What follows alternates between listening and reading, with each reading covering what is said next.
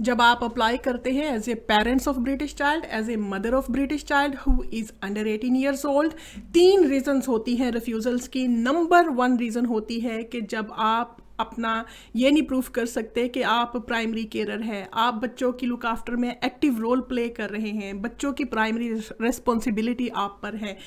दूसरी रीज़न ये होती है कि आपके फिनेंशियल रिक्वायरमेंट्स जो हैं, इवन दो कि आपको 18,600 पाउंड्स की इनकम रिक्वायर्ड नहीं होती, लेकिन मेंटेनेंस, कम अज़ कम मेंटेनेंस आपका कितना है, कितनी सेविंग्स है आपके पास, क्या सोर्स ऑफ इनकम है, यूके में जब आप आएंगे तो यहाँ पर कहाँ पे रहेंगे, ये दूसरी रीज़न होती है। और तीसरी रीज़न ये होती है कि आप बच्चों के साथ अपना रिलेशनशिप कैसे शो करते हैं।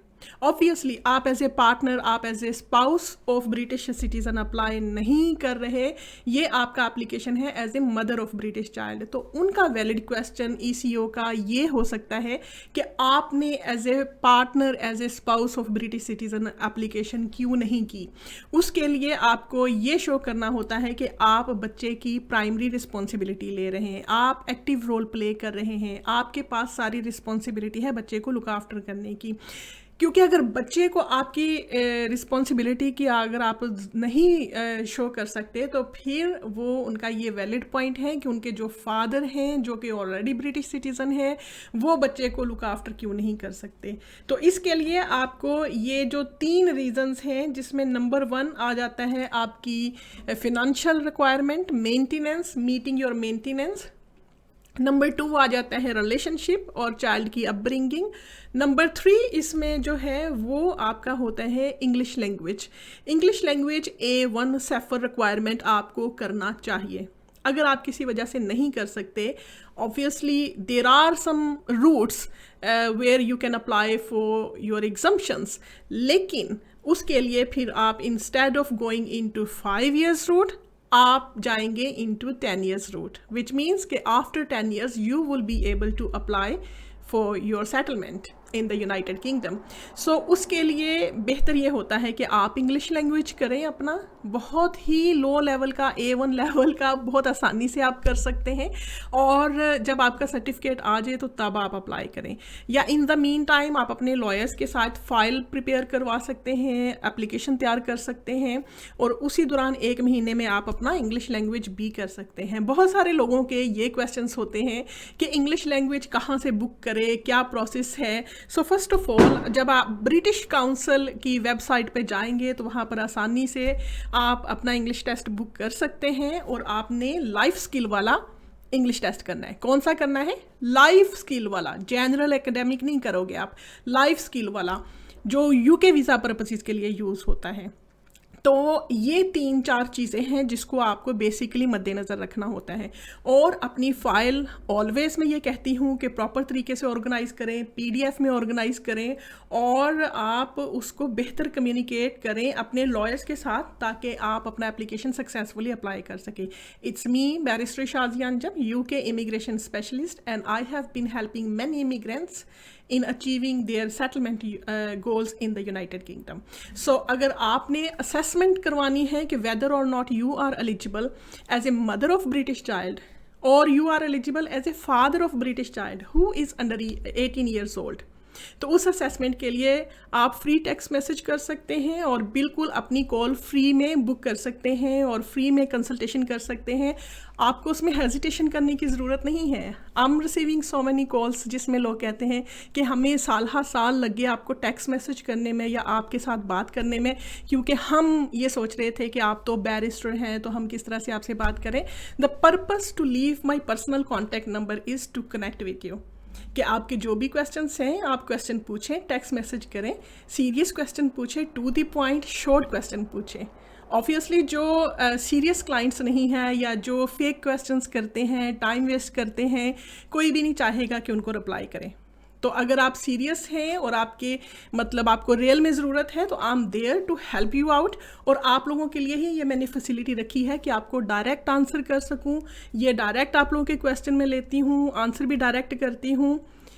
एक और बात, अगर आपका ऑन गोइंग मैटर है, ऑलरेडी चल रहा है और उसमें आपने ओपिनियन लेनी है, रिटर्न ओपिनियन लेनी है, असेसमेंट करवानी है, तो उसके लिए फिर डिफरेंट रूट होता है। लेकिन अगर आपकी कुछ इनिशियल इंक्वायरीज हैं जिसमें आपको प्रोसेस समझने में मुश्किल लग रही है, लीगल ग्राउंड्स आपके लीगल बेसिस क्या बनती है, आपके सर्कमस्टांसिस क्या हैं, कौन से डॉक्यूमेंट्स आपको चाहिए, उसके लिए ये सर्विसेज फ्री हैं। बिल्कुल आप फ्री कांटेक्ट करें ताकि आपके मसाइल को हल कर सकें और आपको फर्दर गाइड कर सकें, और इसी तरह से ही आप फिर इस काबिल हों कि आप अपना अप्लाई कर सकते हैं visa, UK visa successfully. So definitely आप लोगों के लिए प्लेटफॉर्म है barrister Shazia Anjum official YouTube channel को भी सब्सक्राइब करें आप फ्यूचर वीडियोस के लिए, और आप मेरे फेसबुक पेज को भी ज्वाइन कर सकते हैं जिसमें lots and lots of information I am creating for free for you people. So एक चीज़ यहाँ पर मैं बात करना चाहूँगी चाइल्ड अपब्रिंगिंग के सिलसिले में कि चाइल्ड अपब्रिंगिंग क्या होती है, क्योंकि ये मेन पॉइंट है आपकी एप्लीकेशन का। उसमें ये है कि आपको मैं कुछ एग्जांपल्स देती हूँ, ये एक किस्म का क्विज़ होगा जो आपको हेल्प करेगा कि इसमें आप क्वालिफाई करते हैं या नहीं करते। एक्टिव रोल प्ले करने का मतलब है कि आप एज ए मदर या एज ए फादर अपने बच्चों की प्राइमरी रिस्पॉन्सिबिलिटी लेते हैं। आप उनके लिए कुकिंग करते हैं, क्लीनिंग करते हैं, वॉशिंग करते हैं, बच्चों को डेंटिस्ट के पास लेकर जाते हैं, मेडिकल अपॉइंटमेंट्स में लेकर जाते हैं, या स्कूल्स में पिकअप ड्रॉप ऑफ, ये सारा आप उसमें उनको हेल्प करते हैं। बच्चों के डे टू डे के डिसीजंस मेकिंग में आप उनकी हेल्प करते हैं। और जब आप ये अपने ग्राउंड्स बना लें तो फिर उसके बाद आपको ड्राफ्ट के साथ बैकअप, ये सारे ड्राफ्ट्स आप जिस तरह से अगर आपने कोई भी बात की है उसको एविडेंस से बैकअप करें। अगर आप कहते हैं कि आपके पास फाइनेंशियल रिस्पॉन्सिबिलिटी है तो कैसे आप करेंगे?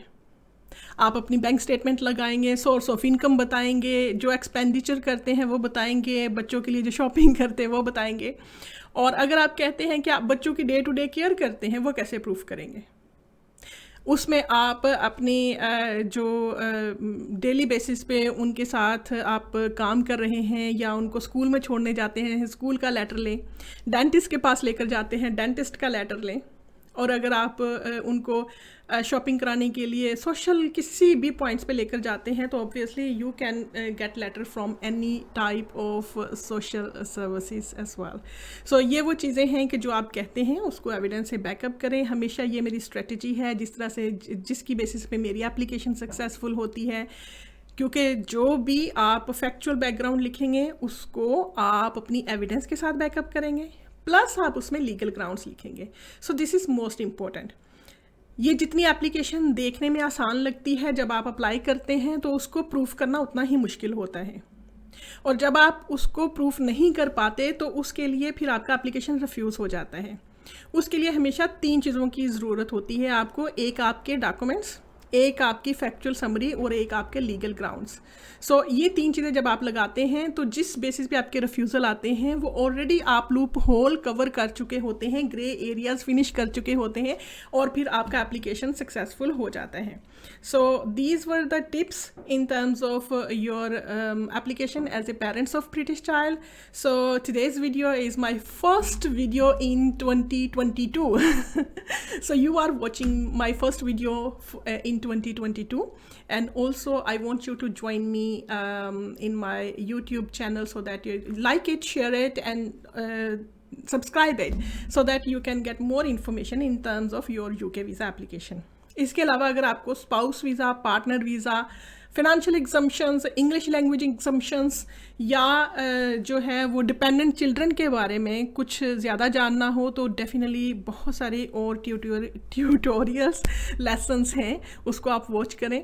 और पर्सनल भी आप मेरे से बात कर सकते हैं, टेक्स्ट मैसेज करें, डायरेक्ट कॉल करें after sending me text message. So then we will discuss further in terms of your UK visa application. So in the meantime, take care of yourself. I will see you soon in my next